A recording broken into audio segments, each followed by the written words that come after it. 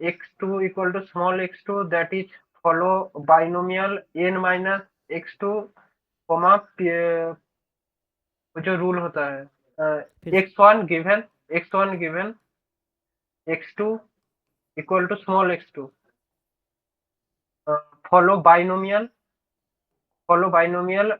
n minus x2 p1 divided by 1 minus p2. अच्छा, conditional की बात करें आप मल्टीनोमियल यस में, यस, ट्राइनोमियल में। हाँ हाँ ट्राइनोमियल। सर मैंने बोलना चाहता हूँ, मतलब और एक वेरिएबल रहेगा, that means x1 x2 x3 होगा, अ, तो x1 गिवन x3 बा और x2 जो होगा उसका फॉर्मेशन क्या होगा, that means x1 given x3, हाँ तो ये भी वैसे ही बन जाएगा n माइनस x3, यहाँ पे p1 upon 1 minus p3। Okay, 1 minus p3 होगा, दैट मीन्स p2 नहीं होगा। हाँ, यहाँ 2 2, तो ये 2 अलाइंड है तीनों, ये 2 है ना, ये अलाइंड है, तो यहाँ 3, तो यहाँ 3, तो यहाँ 3।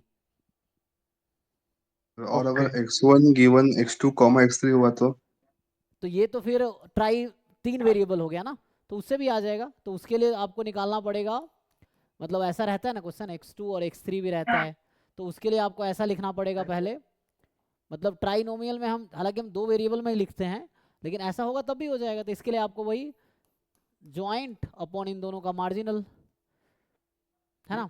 तो ये स्टैंडर्ड आएगा क्या, क्वेश्चन ये है, आ सकता है, बस देखना पड़ेगा क्या है। ना, मतलब मेरा ये कॉन्फ्यूजन नहीं था, मेरा ऊपर वाला कॉन्फ्यूजन था। मेरा कॉन्फ्यूजन था वहां पे p1 divided by 1 minus p2 minus p3 नहीं होगा तो। नहीं नहीं, ओनली p3 है तो यहाँ पे होगा। अब यहाँ पे कुछ ऐसा आ सकता है, ये सॉल्व करके देखना पड़ेगा। यहाँ x2 भी ओके गिवन है, ओके x3 भी गिवन है, तो अब ऐसा कुछ यहाँ पे आ सकता है ना। तो ये इसको सॉल्व करके देखना पड़ेगा क्या आएगा। मतलब वो तो प्रोसेस आपको पता ही है कि तीनों का ज्वाइंट अपॉन मार्जिनल, लेकिन ये आप तब ऐसा लो जब 3 है, x2 x3, तो ये 4 नोमियल हो जाएगा, है ना।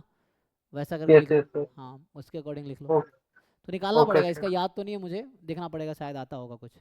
नहीं नहीं, thank you sir.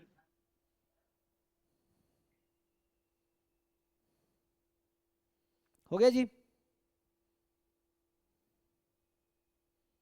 I think हो गया सबका।